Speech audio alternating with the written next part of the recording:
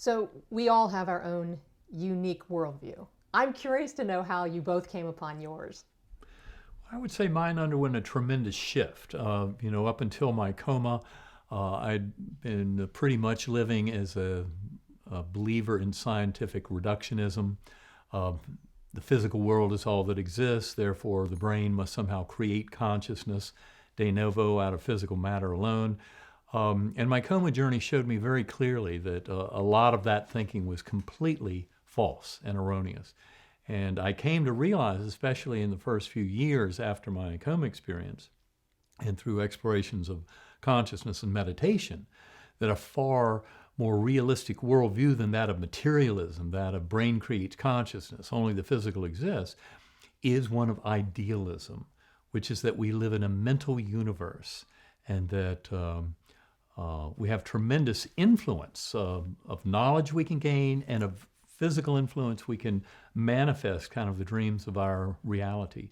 So imagine my wonderful shock and amazement when in November 2011, while I was studying differential sound frequency for deep transcendental conscious states, I met Karen Newell, my best half, who I quickly learned just from observing her and seeing how she thought and her kind of worldview, that she'd already adopted this beautiful expanded worldview that to me fit truth very deeply, that is of idealism, that the mind has tremendous power over emerging reality.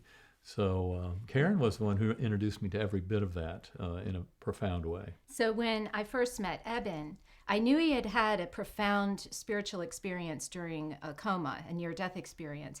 And so I was curious. I had met others who'd had such experiences and knew that usually they learned some really deep personal spiritual lesson or something. So I'm making conversation and I say, hey, what was that big lesson that you learned during your near-death experience? And he immediately looks at me with great passion and says, the brain doesn't create consciousness. And I was confused and I said, well, why would anyone think that it does? So that right away showed I was at the opposite end of that materialist attitude because I couldn't even put myself in the concept of thinking that the brain created all of this. That's not what I had come to realize from my own personal explorations. And so what I had learned through just my daily life and all of the courses and different reading I had done is that our thoughts, our emotions, our decisions, our attitudes, our beliefs, all of that plays a role in how our lives unfold. And so I had become very interested in learning how to become, first of all, aware of my underlying beliefs as well as my external beliefs, the obvious ones, and become more aware of what thoughts and underlying emotions I was having that was affecting my unfolding reality. And so imagine my surprise when I learned that that's actually a philosophical way of looking at the world called idealism. And I always thought idealism meant, you have a positive outlook in life. I didn't know it had all of that power behind it. So I wasn't so interested in defining my worldview with a word, but the more that we discussed it, the more I realized he was right.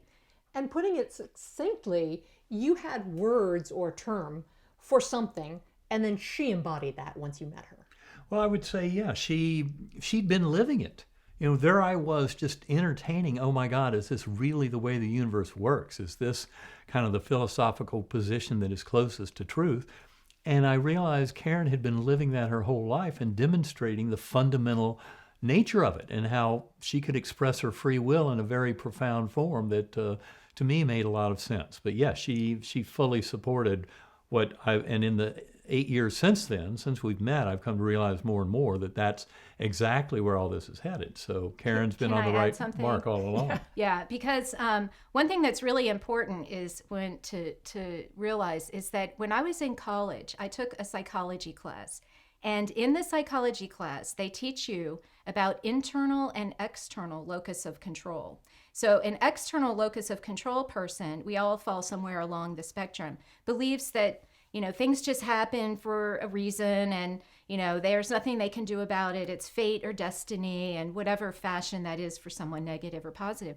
But an internal locus of control person believes that their actions have an influence over their unfolding reality. So when I took that little quiz as a freshman in college to find out where I laid, I was definitely on the very extreme internal locus of control. So I actually was just like this as a person. It wasn't taught to me. And many people are also along the extreme end of that spectrum, but they just don't realize. The fact that the two of you met, was that a happy accident or fate?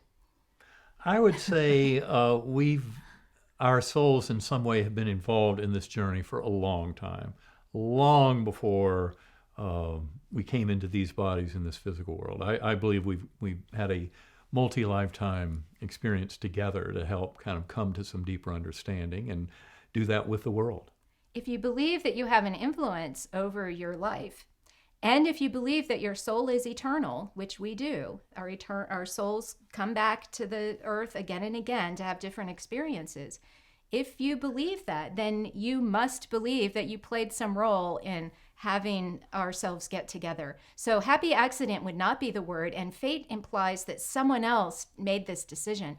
And what we believe is that we were a part of making that decision to come together. Of course, that we is not just the little ego voice. This is important to understand. You have to kind of expand notions of consciousness and levels of consciousness and realize that little linguistic voice in the head, the voice of the ego, is not really who we are. So many people get kind of fooled into believing that is their identity.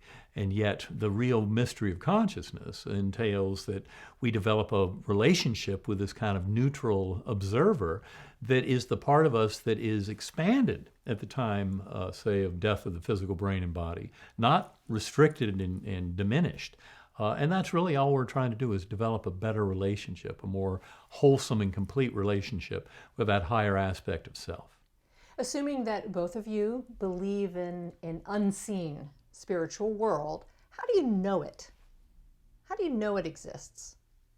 I think through personal experience. That's really the ultimate arbiter, and that's why near-death experiences can be so powerful. But another beautiful gift of meeting Karen was she showed me how, I believed after coming back from my coma experience and touching that incredible, infinitely healing force of unconditional love, that's something that is really there, and you can kind of talk about experiences with it here, but you can't really bring it back here. But Karen was actually living a life, and I knew from her descriptions, from our shared journeys and all, that she knew exactly what this infinite healing power of love was all about.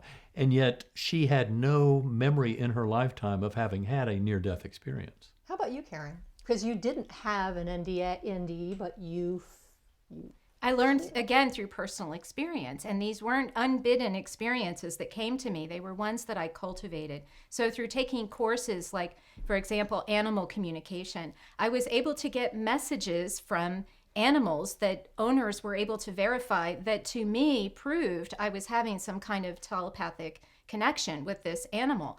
And if we can, it's not just one type experience that will change your mind. In this case, with him, it was this big, giant spiritual experience. For me, it was many, dozens, hundreds of different experiences that added up to prove to me that the unseen world is real. And I would hasten to point out that the NDE itself, all that does is really tip over the apple cart. It's not like you have the NDE and all of a sudden come back to this world, oh, now I have all the answers.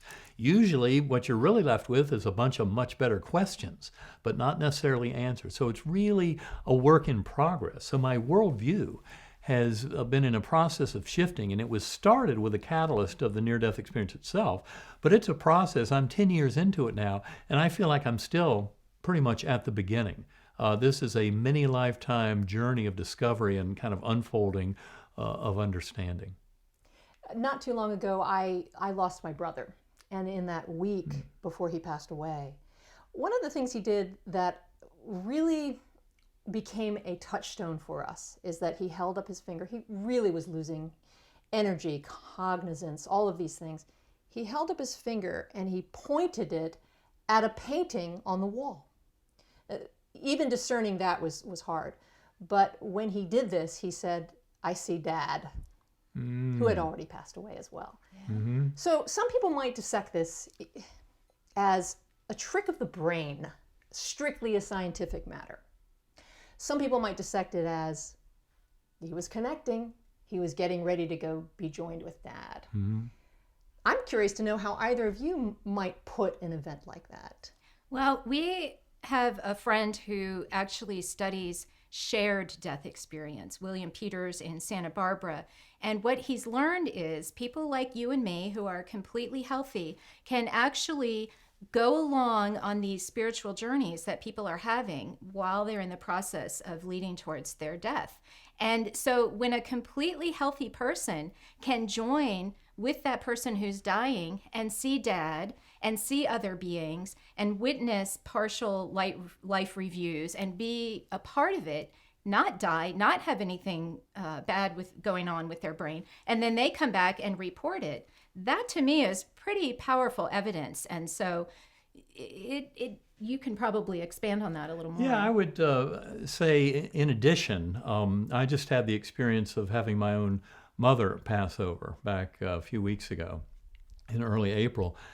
And the amazing thing, Karen and I visited her several times in those last few weeks, and she was actually quite healthy and with it at age 99. Her mind was still sharp.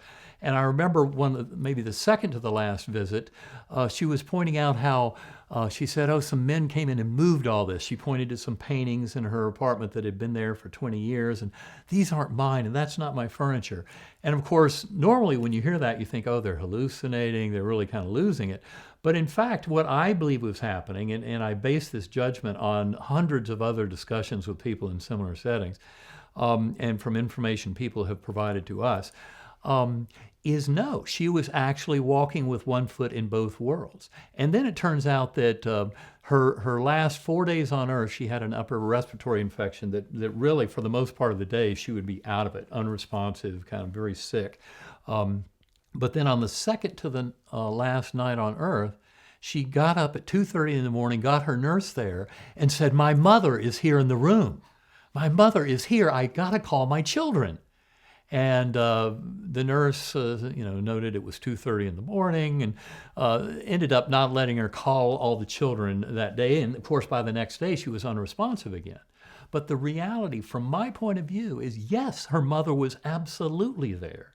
I shared a story like that in Proof of Heaven about a deathbed vision that happened to a good friend of mine who was the head of a neurosurgical training program, one of the top neuroscientists on Earth, and he just was shocked by this because it showed him that his father, who was in the process of passing from this world at that time, had an extremely real, vivid encounter with his own mother. That would be the grandmother of my friend, her soul right there at the foot of the bed, who this man had not seen in 65 years. He was with her when she died in a camp during the Holocaust. But my point is that my friend was absolutely convinced of the reality of it for his father, who was witnessing this right before he left the physical world. And my mother going through the very same thing, I am absolutely convinced her mother's soul was truly there. We're tempted in our culture to say, it's a hallucination, those things aren't real. But when you come to realize that all of this awakening of consciousness is showing us something very different about nature of human spirit and relationship of brain and mind, and what happens when we leave the physical world, it's leading to a far more kind of comforting and wholesome view of ourselves and how we exist with this world, and how our relationships are really the important thing, how we interact with others. And I think that is an important part of this lesson. We also tend to grab that, hold on to it, cling to it as comfort, because hearing that story and hearing your take on my story is heartening. It feels good. There will be people who say that it's brave to be agnostic or to not believe in anything beyond the physical body, that's brave, because to think about and to explore unseen spirituality, things that we can't touch necessarily. We can certainly experience things, but things we can't physically touch, is to eschew the idea that is so comforting that, hey, it doesn't end with the physical body ending.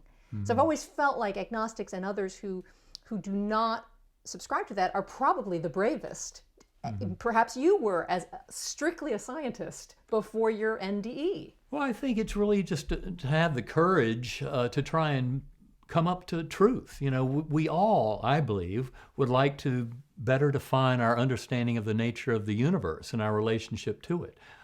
This is kind of finding our own kind of personal truth. And essentially, none of this discussion is about anything but that. You know, you can discuss the big things like Teilhard de Chardin, the phenomenon of man and evolution of all of consciousness throughout the universe, but in essence, it's never anything different from individual sentient beings learning and teaching more about their own existence and relationship to the universe. So this is really just a way of, for us to come into being the soul we came here to be, which is being honest with ourselves and trying to face these things. I often say that the truest beneficial quality in this discussion is a rabid, open-minded skepticism. Question everything, right back to square one. That's what I had to do after my coma. And that's what I think is incumbent for all of us. This is really about trying to better define the nature of reality and of our existence. I think, too, those two terms, atheist and agnostic, to me mean two different things. An atheist denies the existence of God and says this is all that exists. How does that person know that? How do they actually know that? It's almost the same as a religious person saying that I believe what my religious scripture says. It's an article of faith to go there. An agnostic, in my mind, is someone who could be described as having that open mind, an open-minded skeptic. And I believed myself to be an agnostic. I almost still am an agnostic, because even though I acknowledge the spiritual world, it is only in the context of my own personal experience with it. And I don't just believe things on articles of faith. And so to me, it is important to be an agnostic, but that atheist is just as extreme as a religious fundamentalist in my view. So, Karen, I've heard you discuss meditation and other practices, and I'm curious to hear from you what you feel is the difference. I'm almost setting you up in a way to ask you what's the difference between meditation and prayer. Right. I'm almost asking you to define some aspects of Western religion and some aspects of Eastern. But in your mind, what's the difference between the two? Okay, well, it all depends on how you learn how to pray. And so I think what you're speaking to is the traditional kind of way that I learned how to pray as a Christian girl was to ask for things, or to kind of speak my truth to God, and somehow God would solve my problems.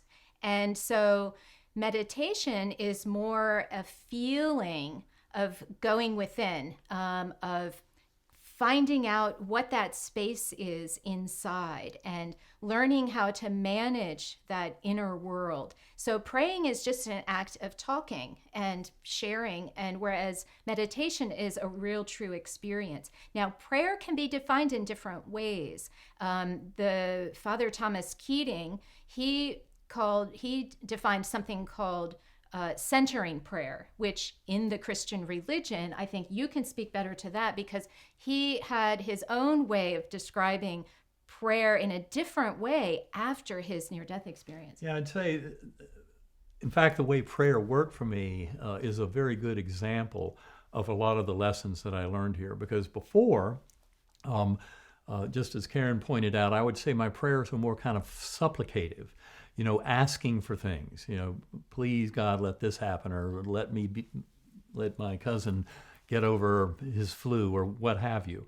And after my coma, I came much more, for one thing, I gained a tremendous trust in the universe. I mean, that's one thing that can be cultivated with this active form of meditation or prayer daily, to get in touch with this and explore within.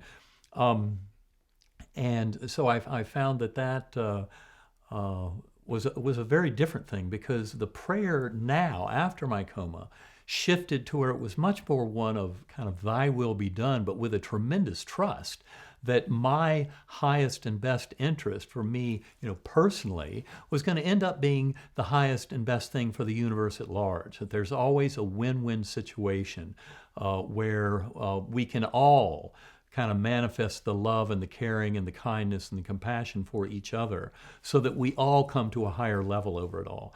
But in a way, it's letting go of the outcome. So I'm admitting that, I can completely let go of the outcome and trust that infinitely loving force that I have developed this beautiful relationship daily in meditation over the last decade or so, can really lead to the world kind of my higher soul. So in other words, the best and highest outcome will happen. But getting back to prayer and meditation, for me, I think it's important to point out that they're really identical. For me, meditation is simply going within and opening up an acknowledgement that my ego, the linguistic voice in my head, is not who I am. That's a parlor trick. I put it into timeout, and I allow myself to gain this much higher kind of definitive relationship with my neutral inner observer, with that kind of higher soul and that connection to primordial mind. And meditation is simply a way of developing that relationship in a very healthy fashion that allows you, and not just your ego, and not just the voice of your ego, but the true you, this higher soul with multi-lifetime experience and with this incredible network of connections with other souls on this journey, to actually participate in kind of helping to guide and let it unfold. And that is something that for me blends meditation and the benefits of meditation with a true centering prayer that honors the binding force of love and the higher good that can come to all. So it really makes a difference on how you define what meditation and prayer is, because many people would not define meditation as what you described, and yet that's what we are left with, words like meditation and prayer. So I think, again, just like near-death experiences almost demand a new lexicon of words we can use to describe, or describing what love really feels like. We lack in those words. Likewise, we need more words on what to describe what we're doing. I don't actually call what we do meditation or prayer. I actually call them journeys, consciousness journeys, which some would call more shamanic. But it's not really shamanic either, what we're doing, but it's going in, as he just beautifully described, and communing with our own higher soul. And for that, I think we need more words. I'm imagining the two of you having these consciousness journeys individually on your own. And do you also participate in any organizational or group sessions like this? We do not ascribe to any particular organization at all, because we feel that this message is for all. No matter what your belief system, these kind of concepts can be discussed and mulled over. We're not looking to create some organization to follow our way of thinking. The whole point is to go find out for yourself. However, we do at workshops and presentations, we do present our sound recordings in a group, and that can be a quite amazing experience. Very often I will guide people while playing our sounds of sacred acoustics to connect with their heart and imagine that heart energy expanding around them. And so if you can imagine all of the people in the audience expanding their heart energy, you can imagine the kind of feeling that is created in the room when everyone is doing that together. There have been many meditative research studies that show when people meditate together, they can make true difference in the world, like the classic transcendental meditation studies of reducing crime in cities. My question is, why aren't we doing this more? Yeah. So, Eben and Karen, I have been a part of these types of group consciousness journeys, and they're remarkable. Because I'm a little bit more of an introvert, so I would rather be in my own silo if I had my way, and found it remarkable when that gets opened up. Yeah, well, in many ways, I think that group experience of group meditation, and it's something I get to enjoy thoroughly, because Karen's doing all the hard work of staying in the here and now to do the verbal guidance, to take everybody down deep, but she has to stay here. I get to go along for the ride. And so I get to witness this incredible kind of resonance of heart energy of the entire group, and see how the group meditation in many ways rises above anything possible with individual meditation, because it's really that higher soul, that primordial mind that's doing this kind of growing and this learning and teaching, and we're all sharing in the dream of that higher soul. And that's something we start to appreciate, especially with heart resonance and with group meditations and things like that. And in group meditations, if you have conversation afterwards, that doesn't always take place in these group journeys or whatever. But in ours, we always have conversations afterwards. And very often people will talk about different aspects of each other's experience. And so that's where you really start to feel that evidence of our connection. Shared quality. Yeah.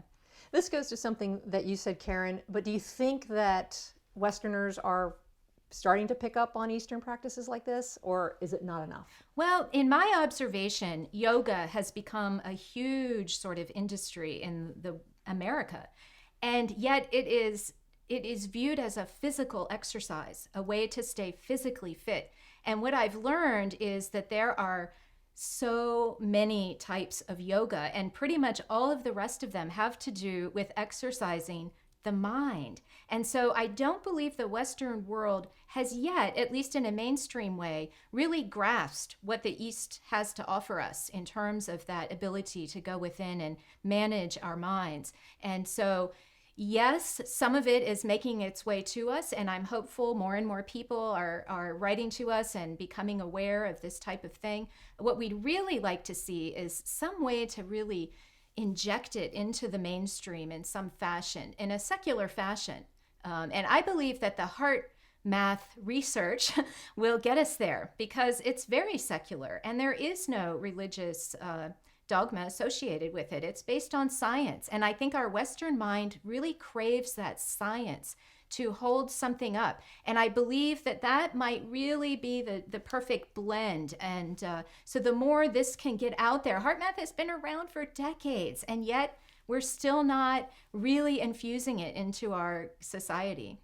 Going back to the experience of NDEs, I remember reading some time ago another person's experience. It was Don Piper, who wrote about 90 Minutes in Heaven. And his experience coming back was that of physical pain, and dealing with that pretty much for the rest of his life is what he was looking at. And so he couldn't wait to get back to heaven. So on that physical plane, but probably also, at least what I gathered from reading about it, also on that spiritual plane, he was eager to get back. When you think about your own experience in relation to that, are you eager to get back?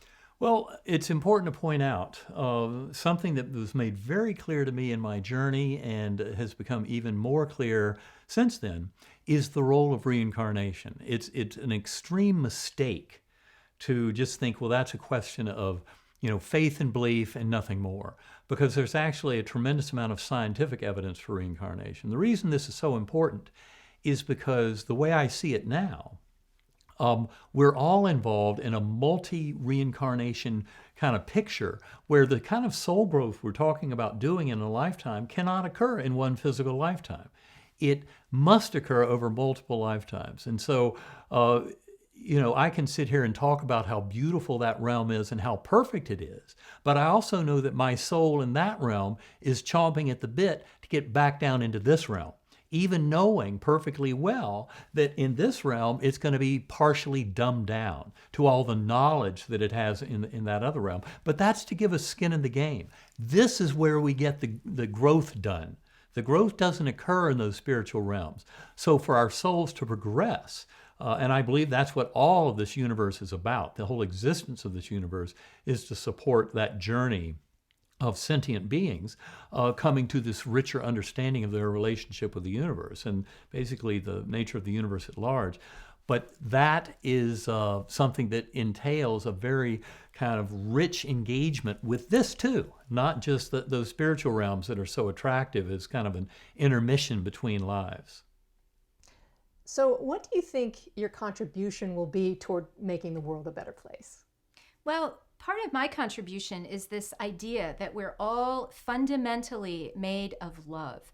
And we seem to have forgotten it. Many of us talk about it. People will say, oh yes, love is the most important thing. But I haven't met really too many people who actively live their lives with a foundation of love on a daily basis. And so this idea of generating love from within, of clearing our past emotions that don't allow us to feel that love, and knowing that our hearts are actually radiating it to others, that individual act alone will make the world a better place. And so the more that this can really be taught and learned by more people, especially children, if children grow up learning this and it's ingrained in their system, whether they learn it in public school or from their parents or from a book or however they learn this fundamental fact about how the heart works, children will know, and they will grow up being more resilient when they're bullied or when they run into trouble. They will know how to find that quiet space within.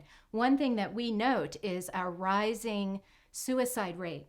People are killing themselves in record numbers, and we feel that there's a spiritual vacuum in our secular world where people don't feel that connection of meaning and purpose. But imagine if as a child you did learn how to go within and find that when you were feeling despair. This would make the world a better place as soon as we can get this knowledge into these people's hands. And I think you have even more to say. Well, I would just point out, as a scientist, what this journey has shown me, especially over the last 10 years in trying to make sense of all this, is that really, if you look at human history and our destiny over the last many thousands of years, and we call ourselves Homo sapiens. Sapiens means the wise. Well, I'm not so sure how wise it looks when you view science, technology, all of the developments we've seen in the last few centuries, modern warfare, lots of violent conflict, economic polarization, an addiction to fossil fuels and pollution that's leading to extinction of a third of the world's species. I mean, not all of that is looking so wise and smart to me. And I believe that's why a lot of this discussion is so important, because the materialist model and materialist science that pretends that the physical is all that exists, that we're all separate being kind of interacting, as separate entities with separate agendas and all that, is in many ways a false narrative. That's not really what's going on. We are much more, when you look at the bigger picture of consciousness studies today, they're really painting a picture of one mind, and that humans share in this one mind. And it's not just something of human level intelligence, it's something that goes far beyond that. But we're all in it together. And so really what Karen and I talk about in our presentations, discussions, and Living in a Mindful Universe, in these kind of interviews, is all about that kind of reconnecting of all of us together, recognizing that by sharing that one mind, by having a shared sense of purpose and meaning in our lives, we are truly in this together. To hurt another is to hurt ourselves. And so it's really trying to bring this world back together, challenge people to realize we have tremendous responsibility for our choices in this world, and especially when it comes to intellectual growth, scientific and technological capabilities. It is high time that we truly started to demonstrate some wisdom if we are truly to prove ourselves to be Homo sapiens. And that is the awakening in consciousness that we're talking about today. It's absolutely imperative if this world is to survive. You've said that the keys to life are love and gratitude. Yes, they are. And in this idea of idealism, to bring it back to that, we are responsible. I want to highlight that if idealism is true and consciousness is playing a role in unfolding this reality around us, who is that consciousness? That's us. And if we want to really make the world a better place, we need to take that responsibility and really pay attention to our thoughts, our emotions, and really get over all of the traumas that we have. But fundamentally, the more people who can realize that they are responsible for our unfolding reality, imagine a world where everyone knows this. All those children growing up, feeling that love from within, understanding their connection to others.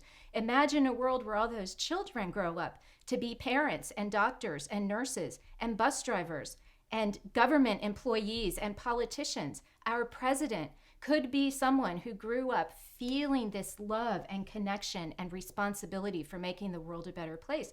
And then all our decisions will be based in a policy of connection and wonderful things for all. And so this really brings it all together, this personal responsibility to find that love and gratitude and radiate it to the world. So many people are interested in, what are the big, profound lessons that you learn on the other side, the most beautiful golden nuggets of understanding. And it turns out that they're there and they're available to all of us, but it has everything to do with love and connection and kindness and compassion. These are old concepts that go back thousands and thousands of years that some religious and spiritual systems have tried to bring to our awareness here. With kind of marginal success at various stages. But I think now, especially with science, which is kind of an objective enterprise where we can share knowledge, share experience, share ways of seeing the universe and ways of accomplishing things, the science of consciousness is really opening the door to the tremendous power that I believe is truly inherent in acknowledging this binding force of love and also the extreme gift of gratitude. Gratitude is not only, as I think it was Cicero who said that it's not only the greatest virtue, but in many ways it's the parent of all other virtues. And I think by having an attitude of gratitude for every breath we take, is a way of sharing a resonant energy with the universe with that love that really brings us tremendous rewards, and brings us tremendous peace and kind of a sense of fulfillment and of growth and learning. And that's what all of this is really about. But it's amazing how some of the most profound lessons in many ways are the simplest. And remembering love and gratitude, forgiveness, cannot tell you how powerful that one is. But these are all tools that we can use as souls in growing to better understand our relationship with the universe at large.